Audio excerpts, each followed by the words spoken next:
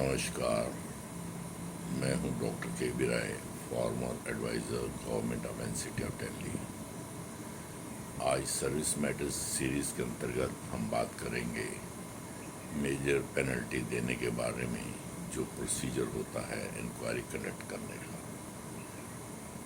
CCA rules 1965 के अंतर्गत यदि हमें कोई कंप्लेंट आती है, ऑडिट ऑब्जेक्शन होता है या किसी भी सूत्र से ये पता लगता है कि किसी गवर्नमेंट सर्वेंट ने कोई गफलत की है, तो उसको हम मेजर और माइनर दोनों प्रकार में से कोई पनिशमेंट दे सकते हैं। माइनर पनिशमेंट का अगर केस बनता हो प्रिलिमिनरी इंक्वायरी करने के बाद, तो हम देखते हैं कि इसको मेजर पनिशमेंट की आवश्यकता है या माइनर पनिशमेंट की। नॉर्मली अगर माइनर पनिशमेंट देने का केस बनता हो तो हम इंक्वायरी साधारणतः नहीं करते और फैक्ट्स के आधार पर उसको मेमो दे देते हैं, उसका जवाब लेते हैं और उसके बाद उस पर निर्णय ले लेते हैं एज डिसिप्लिनरी अथॉरिटी कि इसको क्या पनिशमेंट दी जाए। परंतु यदि किसी कर्मचारी को मेजर पनिशमेंट देना हो तो सीसीए रूल्स के अंतर्गत इंक्वायरी करना अति आवश्यक है, वरना हमारी जो कोर्ट्स हैं वो उस पनिशमेंट को सेट असाइड कर सकती हैं और दिशा निर्देश दे सकती हैं। मेजर पेनल्टीज़ के लिए हमारे जो डिसिप्लिनरी अथॉरिटी है उसको जो प्रोसीजर कंडक्ट करना है वो सारे का सारा सीसीए रूल के अंदर दे रखा है। उसमें से कोई भी किसी भी स्टेप पर यदि हमने वायलेशन किया या इग्नोर किया या उसको रूल्स ऑफ नेचुरल जस्टिस के अंतर्गत जस्टिस नहीं दिया, तो हमारी सारी की सारी जो ऑर्डर है वो धरा रह जाएगा। इसलिए सीसीए रूल्स के अंतर्गत जो भी प्रोसीजर है उसको मेटिकुलसली फॉलो करना हमारे लिए आवश्यक है। इसके अंतर्गत रूल 14 के lays down the procedure for conducting inquiry before imposing major punishment. So rule 14 के अंतर्गत जो भी प्रोसीजर है और इसके साथ साथ जो भी ONM DOPT ने इशू किए हैं उनको भी हमें फॉलो करना होगा। The inquiry has to be conducted as per due process of law, keeping in view the rules of natural justice. तो नेचुरल जस्टिस में भी हमें जो भी प्रावधान है उसको हियरिंग का मौका दें, उसको विटनेसेस प्रोड्यूस करने का मौका दें, उसको क्रॉस एग्जामिन करने का मौका दें। नो बॉडी कैन बी जज इन हिज ओन केस। और यदि कंप्लेंटेंट ही डिसिप्लिनरी अथॉरिटी है तो he can not hold inquiry himself, तो उसको किसी और इंक्वायरी अफसर को नियुक्त करना होगा। No order for imposing major penalties specified in rules shall be made except after an inquiry held as far as may be in the manner provided under Rule 14 and Rule 15। तो इन दोनों rules के अंतर्गत जो भी inquiry procedure है और ONM के rules हैं उनको हमें मानना पड़ेगा। इसके साथ साथ वेरियस सुप्रीम कोर्ट और हाई कोर्ट्स की रूलिंग्स को भी हमें देखना पड़ेगा। समय समय पर उन्होंने भी कई दिशा निर्देश दे रखे हैं, उनका भी पालन करना आवश्यक है। An inquiry officer has to be appointed to conduct an inquiry. Disciplinary authority normally खुद से हम इंक्वायरी नहीं करते और वो इस काम के लिए किसी वेल कन्वर्सेंट अधिकारी को, जिसको सीसीएल के रूल्स भी पता हों और डिपार्टमेंट की वर्किंग का भी ज्ञान हो, उसको इंक्वायरी ऑफिसर्स नियुक्त कर देते हैं ताकि वो जो है इंक्वायरी इम्पार्शियली कंडक्ट कर सके। यदि इंक्वायरी जो है सेक्सुअल हरासमेंट केस के अंतर्गत आती है, उसके लिए जो सेक्सुअल हरासमेंट कमेटी बनी हुई होती है, डिपार्टमेंटल कमेटी, इंटरनल कमेटी, उसकी जो इंक्वायरी कमेटी है उसकी रिपोर्ट मान्य होगी और उसने जो रिकमेंडेशंस दी हैं उनके अनुरूप हमें कार्रवाई करनी पड़ेगी। नॉर्मली चार्जेस फॉर मिसकंडक्ट हमें डिसिप्लिनरी अथॉरिटी को कन्वे करने होंगे कि disciplinary authority should draw up the substance of the imputation of misconduct or misbehavior। जो भी उसने मिसबिहेवियर या मिसकंडक्ट किया है उसके सब्सटेंस को हमें ड्रा करना पड़ेगा और स्टेटमेंट ऑफ इम्प्यूटेशन बनाकर उसको इशू करनी पड़ेगी। Statement of relevant facts including any admission confession made by the government servant, यदि कोई हों तो वो भी उसमें इंक्लूड करने पड़ेंगे। ए लिस्ट ऑफ डॉक्यूमेंट्स जिनके आधार पर हम उसको कन्विक्ट करना चाह रहे हैं या सज़ा देना चाह रहे हैं या इस्टेब्लिश करना चाह रहे हैं, वो भी उसको देनी पड़ेगी। और उसके बाद जो है हम इसको इंक्वायरी को किसी अधिकारी को सौंपेंगे। Delivery of article of charges and chargesheet and documents, इन सब की जो कॉपी है वो डिलिंक्वेंट ऑफिसर्स को इशू की जाएगी। एक copy of the article of charges जो हमने उसके ऊपर चार्ज लगाए हैं वो उनको दिए जाएंगे। The statement of imputation of misconduct and misbehaviour क्या है वो उसको दी जाएगी। A list of documents and witnesses by which we want to establish the articles of charges, वो भी उनको देने पड़ेंगे। इस प्रकार से डिलिंक्वेंट ऑफिसर को ये सारी चीज़ें देना आवश्यक होगा और उसके बाद उससे हम एक्सपेक्ट करेंगे कि अपना रिप्लाई जो है फाइल करे और उस रिप्लाई के आधार पर हम उसको एग्जामिन करेंगे। यदि वो चार्जेस एडमिट कर लेता है तो इंक्वायरी की ज़्यादा आवश्यकता नहीं पड़ेगी, परंतु नॉर्मली कोई भी चार्जेस को एडमिट नहीं करता और हमें जो है इंक्वायरी ऑफिसर को चार्ज सौंपना ही पड़ता है। इंक्वायरी ऑफिसर को असिस्ट करने के लिए हमें एक डिपार्टमेंट की तरफ से प्रेजेंटिंग ऑफिसर नियुक्त करना पड़ता है जो कि well conversant with the case and CCSC से रूल्स हो, ताकि वो केस को तरतीब वाइज प्रोसेस कर सके। He is a departmental prosecutor, एक दूसरे शब्दों में कहें तो वो डिपार्टमेंट के बिहाफ पर हमारे डिपार्टमेंट का प्रोसिक्यूटर बनता है। And he has also to follow the rules of natural justice. On the receipt of the written statement of defence, the disciplinary authority may itself inquire into such articles of charges, या तो स्वयं inquiry करे या किसी को inquiry officer नियुक्त कर सकता है। Where the articles of charges have been admitted by the government servant in his written statement और defence, he shall record its finding on each charge and after taking such substance as it may be fit. तो हर चीज़ article of charges जो अगर admit कर लिए हैं तो उनके बारे में पूरा हमें ब्यौरा लिखना पड़ेगा और उसने क्या एडमिट किया है उसको देना पड़ा, उसकी स्टेटमेंट भी रिकॉर्ड करनी पड़ेगी। The disciplinary authority may refer back the report for further inquiry where called for. यदि हमें उस इंक्वायरी में फर्दर कोई कमियां नज़र आती हैं तो वो दोबारा से भी रेफ़र की जा सकती है। If no written statement is received तो हम एक्स पार्टी केस भी कर सकते हैं, एक्स पार्टी इंक्वायरी भी की जा सकती है। तो प्रेजेंटिंग ऑफिसर जो होगा उसको ये सारे के सारे डॉक्यूमेंट्स जिनके आधार पर हम उसको कन्विक्ट कर रहे हैं या डिसिप्लिनरी एक्शन लेने का प्रयास कर रहे हैं वो सारे के सारे इंक्वायरी ऑफिसर को भी दे जाएंगे और प्रेजेंटिंग ऑफिसर को भी सारे डॉक्यूमेंट्स पकड़ाए जाएंगे। A copy of the article of charges and statement of imputation उसको दिया जाएगा। इंक्वायरी ऑफिसर को मिसकंडक्ट क्या है, a copy of written statement of the defence, उसने जो उत्तर दिया है उसकी कॉपी देनी पड़ेगी। एक copy of the statement of witnesses, यदि उसने कोई अपनी विटनेसेस मत दी हैं तो उसकी कॉपी भी देनी पड़ेगी और जिन विटनेसेस को हम इंट्रोड्यूस करना चाह रहे हैं उनकी भी कॉपी देनी पड़ेगी। Evidence proving the delivery of documents, in documents को आपने डिलीवर कर दिया है इसका एविडेंस भी प्रोड्यूस करने पड़ेगा। And A copy of appointment of presenting officer, ये भी इंक्वायरी ऑफिसर को देना पड़ेगा ताकि वो केस को है वो फर्स्ट हियरिंग लगा के इन सबको बुलाकर अपना केस स्टार्ट कर सके। Personal appearance of the charge officer is a must. तो पहली पेशी पर जो है with in 10 days government servant जो है वो उसको जवाब देने के बाद इंक्वायरी कमेटी बुला सकती है और उसको सारा मिसकंडक्ट के बारे में बता सकती है कि उसके ऊपर क्या चार्जेस हैं और उसको नेक्स्ट डेट के लिए भी नोटिस दिया जा सकता है कि वो 10 दिन के अंदर अंदर इंटरनल कमेटी के सामने या इंक्वायरी ऑफिसर के सामने पेश हो जाए। इसी प्रकार से जो डिलिंक्वेंट ऑफिसर है उसको भी एक डिफेंस असिस्टेंट लेने का अधिकार है। वो अपनी पैरवी के लिए, अपने केस की पैरवी के लिए किसी भी डिफेंस असिस्टेंट को ले सकता है, चाहे वो गवर्नमेंट सर्वेंट हो या रिटायर्ड गवर्नमेंट सर्वेंट हो।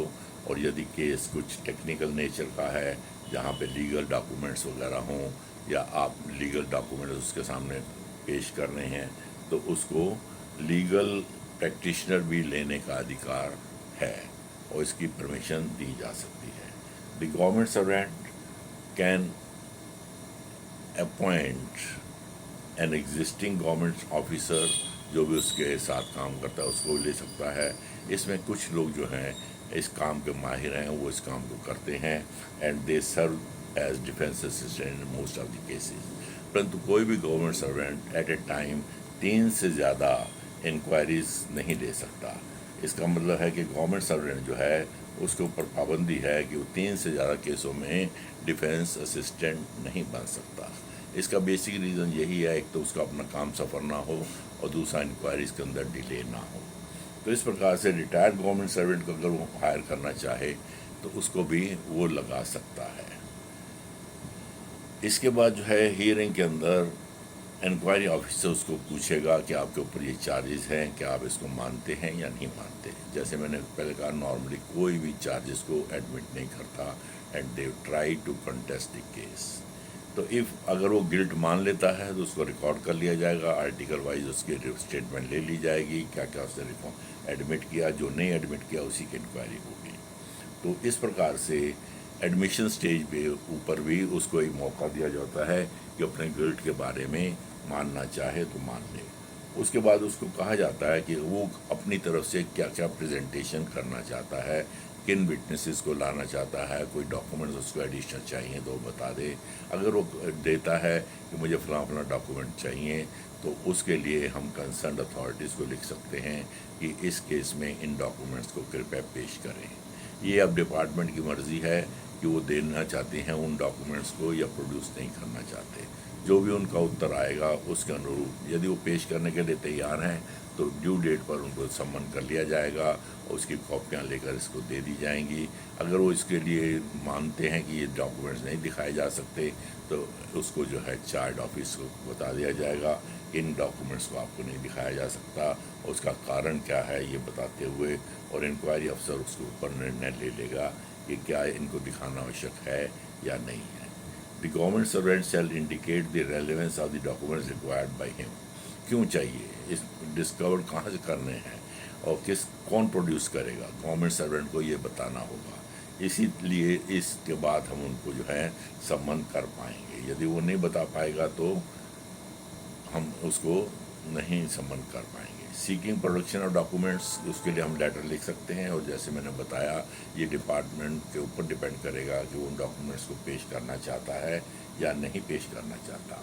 अगर वो पेश करने के लिए तैयार हैं तो ड्यू डेट पर उनको बुला लिया जाएगा, इसकी कॉपियाँ उनको सौंप दी जाएंगी, डिलिंक्वेंट ऑफिसर को भी दे दी जाएगी, डिफेंस असिस्टेंट को भी दे दी जाएगी और उसके बाद इंक्वायरी का जो प्रेजेंटिंग ऑफिसर है उसको भी दे दी जाएगी, ताकि सारे के सारे उन चीज़ों को स्टडी कर लें और केस को आगे चला जाएगा। इसके बाद जो है नेक्स्ट हियरिंग के ऊपर एग्जामिनेशन ऑफ विटनेसेस का काम स्टार्ट होता है।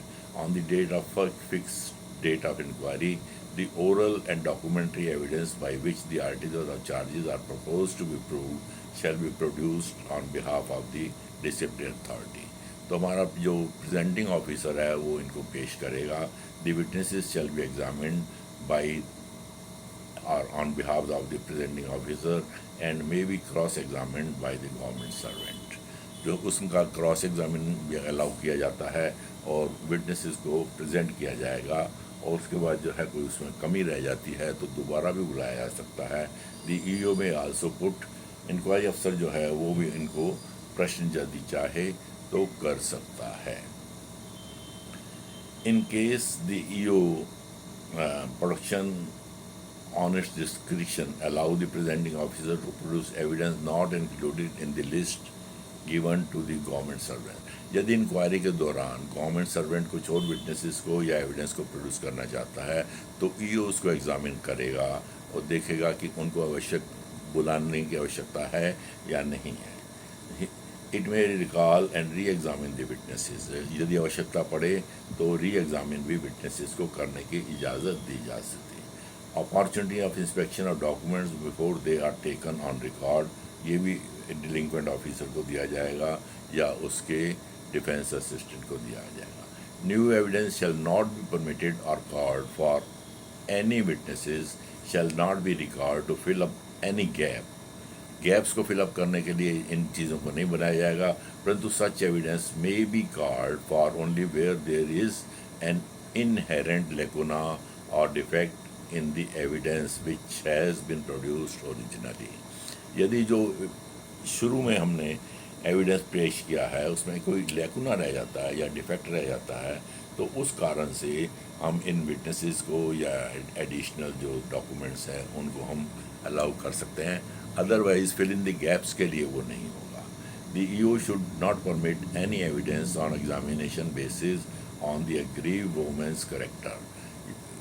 सेक्सुअल हरेसमेंट केसेस में एग्रीव्ड वुमेन के कैरेक्टर असैसिनेशन का परमिशन नहीं दिया जाएगा, या उसके पर्सनल लाइफ के बारे में कुछ नहीं पूछा जाएगा, और उसके कंडक्ट के बारे में या पर्सनल सेक्सुअल हिस्ट्री के बारे में कोई प्रश्न रेज नहीं किए जाएंगे। This is with regard to cases where sexual harassment की इंक्वायरी चल रही हो। It may allow any question which is derogatory, irrelevant, disallow. तो ईओ जो है यदि कोई क्वेश्चंस डेरोगेटरी हो, इर्रेलेवेंट हो या किसी एग्रीड वुमेन के करेक्टर असैसिनेशन करते हों तो वो अलाउ नहीं किए जाएंगे। इसके बाद जो है स्टेटमेंट ऑफ डिफेंस शुरू होता है। When the case for disciplinary authority is closed the government servant shall be required to state his defence. अब डिफेंस असिस्टेंट का काम आता है कि वो ओरली या राइटिंग में अपना डिफेंस प्रोड्यूस करे और अपनी विटनेसेस प्रोड्यूस करे। A statement of defence shall be given to the presenting officer. तो जो भी डिफेंस वो लेगा उसकी कॉपी प्रेजेंटिंग ऑफिसर को भी दी जाएगी। इसके बाद जो विटनेसेस आएंगे उनका भी एग्जामिनेशन होगा, क्रॉस एग्जामिनेशन होगा, और उसके बाद यदि डिलिंक्वेंट ऑफिसर स्वयं चाहे कि उसको भी एग्जामिन किया जाए तो करने की इजाज़त दी जा सकती है, पर नॉर्मली डिलिंक्वेंट ऑफिसर अपने एग्जामिनेशन को अवॉइड करते हैं क्योंकि कई दफ़ा उनके मुंह से सत्य निकल जाता है और परेशानी में पड़ जाते हैं। तो क्वेश्चन बाय ईओ, यदि इंक्वायरी ऑफिसर चाहे तो समय समय पर अपने क्वेश्चंस भी पुट डाउन कर सकता है और उनके ऊपर क्लैरिफिकेशंस मांग सकता है। तो इंक्वायरी ऑफिसर का रोल जो है वो बहुत ही अहम रोल है। He acts like a judicial officer, quasi judicial function है, and then he hears the presenting officer. अब प्रेजेंटिंग ऑफिसर जो है दोनों तरफ की जब विटनेसेस आ जाती हैं, डॉक्यूमेंट्स पेश हो जाते हैं, एग्जामिनेशन ऑफ विटनेसेस हो जाता है, तो प्रेजेंटिंग ऑफिसर से कहा जाता है कि आप अब अपने केस के बारे में पैरवी करें, जो आपने कहना उसको करें, और राइटिंग में भी अपनी स्टेटमेंट या डिफेंस दे सकते हैं। इसी प्रकार से डिफेंस असिस्टेंट भी अपनी राइटिंग में डिफेंस दे सकता है। दोनों के डिफेंस आने के बाद अब जो है इंक्वायरी का जो है रोल ख़त्म हो जाता है। उसके बाद प्रिपरेशन ऑफ रिपोर्ट का काम आता है। That has to be done by the inquiry officer himself. He can take the assistance of the presenting officer if so required. और उसके बाद जो है उनका काम होगा कि बताए कि चार्जेस जो हैं वो प्रूव हुए या नहीं हुए। चार्जेस डिसप्रूव्ड हुए या ऐसी कोई टर्मिनोलॉजी नहीं है। The defence of the government servant in respect of each charge बताया जाएगा कि इसका चार्ज नंबर 1 का क्या स्टेटस है, अप्रूव हुआ या नहीं हुआ, चार्ज नंबर 2 का क्या स्टेटस है, अप्रूव हुआ या नहीं हुआ। An assessment of the evidence, जो भी एविडेंस पेश किया गया है उसका भी इवेल्युएशन करके अपना असेसमेंट रिपोर्ट में वो इंक्लूड करेगा।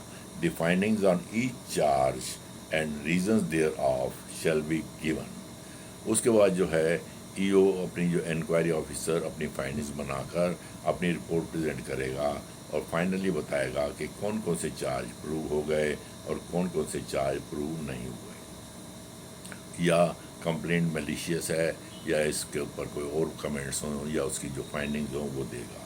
उसके बाद रिपोर्ट देने के बाद इंक्वायरी ऑफिसर का रोल ख़त्म हो जाता है। ही कैन नॉट मॉडिफाई और revisit the report after submission. परंतु उसमें कोई क्लैरिकल ओमिशंस हों, क्लैरिकल गलतियां हों, तो स्पेलिंग मिस्टेक्स हो वगैरह हो तो इनको करने की इजाज़त मिल जाती है। So EO where it is not itself disciplinary authority shall forward the disciplinary report to the concern disciplinary authority. यदि इंक्वायरी ऑफिसर ने स्वयं डिसिप्लिन अथॉरिटी नहीं था और उसने किसी डिसिप्लिनरी अथॉरिटी के बिहाफ पर ये सारी रिपोर्ट बनाई है, तो ये सारे डॉक्यूमेंट्स, ये सारी report, statement of witnesses, oral documents collected, evidence, written briefs, the orders of if any passed by the disciplinary authority and inquiring authority, ये सब डॉक्यूमेंट्स जो हैं डिसिप्लिनरी अथॉरिटी को दे दिए जाएंगे। इसके साथ साथ हर रोज़ की एक डेली ऑर्डर शीट भी बनाई जाएगी, किसको समन किया, क्या बात हुई, कैसे प्रोसीड किया, किसने क्या कहा, किसने क्या क्वेश्चन रेज़ किए, किसने क्या ऑब्जेक्शन रेज़ किए, उनको कैसे हैंडल किया गया। इसकी day to day order sheet जो है ये भी बनाई जाएगी और दोनों को, प्रेजेंटिंग ऑफिसर को भी उसकी कॉपी दी जाएगी और चार्ज ऑफिसर को भी उसकी कॉपी दी जाएगी। इस प्रकार से इंक्वायरी ऑफिसर की रिपोर्ट तैयार हो जाती है, तो then his role is over and he cannot now modify or revisit the report after submission. तो इस प्रकार से इंक्वायरी ऑफिसर की रिपोर्ट आने के बाद जो है डिसिप्लिनरी अथॉरिटी उसको एग्जामिन करता है। यदि उसमें कोई कमियां रह जाती हैं तो रिविजिट के लिए इंक्वायरी ऑफिसर को कहा जा सकता है कि इन आस्पेक्ट्स पे दोबारा से क्लैरिफिकेशन दी जाए या इन आस्पेक्ट्स को दोबारा से एग्जामिन किया जाए। उसके बाद एग्जामिनेशन करने के बाद जो है डिसिप्लिनरी अथॉरिटी उसको जो है अपॉइंटिंग अथॉरिटी को सबमिट करेगा कि इसके अंदर चार्जेस प्रूव हुए या नहीं हुए और इसको क्या पनिशमेंट दी जाए। ज़रूरी नहीं है कि हर इंक्वायरी के बाद उसको जो है मेजर पनिशमेंट दी जाए। यदि अपॉइंटिंग अथॉरिटी सेटिस्फाई हो जाता है तो उसको माइनर पनिशमेंट भी इंक्वायरी के आधार पर दे सकता है और यदि वो चाहे तो मेजर पनिशमेंट भी दी जा सकती है। तो इस प्रकार से हमारा जो इंक्वायरी का प्रोसेस है पूरे का पूरा according to rule number 14 and 15 होना चाहिए। O&M जितने भी गवर्नमेंट ऑफ इंडिया ने इशू किए हैं उनका वायलेशन नहीं होना चाहिए। सुप्रीम कोर्ट और हाई कोर्ट्स की जहाँ भी गाइडलाइंस हों, अवेलेबल हों, ये बहुत सारी किताबों में मिल जाती हैं, उनको देखने के बाद ही इंक्वायरी ऑफिसर को अपनी रिपोर्ट बनानी चाहिए और सारे स्टेप इसके अंदर कोई स्टेप छूट ना जाए देख लें और जितना भी प्रोसीजर है वो सारे का सारा मेटिकुलसली फॉलो हुआ है या नहीं हुआ है इसको देखना ज़रूरी हो जाएगा। Normally high court, supreme court जो भी अपॉइंटिंग अथॉरिटी पनिशमेंट देता है उसमें इंटरफियर नहीं करते unless there is violation of natural justice या कुछ स्टेप्स जो हैं उनको आपने ओमिट कर दिया या वायलेट कर दिया या उसको जो है मौका नहीं मिला अपने प्रेजेंटेशन को प्रॉपर करने का, तो they go into the merits of the case on basis of which the inquiry was held. उसको आपने जो है सारे के सारे रूल्स को फॉलो करना है, सारे स्टेप्स को फॉलो करना है, उसके विटनेसेस को अलाउ करना है, क्रॉस एग्जामिनेशन अलाउ करना है, जो भी वो डॉक्यूमेंट दे रहा है उनको एग्जामिन करने का मौका दिया जाए। यदि आप उसको नहीं किसी को देना चाहते उसको आपको आर्गूमेंट्स देने पड़ेंगे कि आपने इसको क्यों नहीं विटनेस को अलाउ किया या डॉक्यूमेंट्स क्यों नहीं इसको पेश करने दिए या कौन सा डॉक्यूमेंट्स ने मांगा वो क्यों नहीं दिया जा सका, ये सब आपको जस्टिफाई करना होगा। Thus, the inquiry officer plays a very crucial role in the conduct of inquiry. He is a quasi-judicial officer at that time and he must not vitiate the rules, regulations and government of India's O&Ms etc. धन्यवाद। Next series में हम किसी और topic पे बात करेंगे। Thank you very much.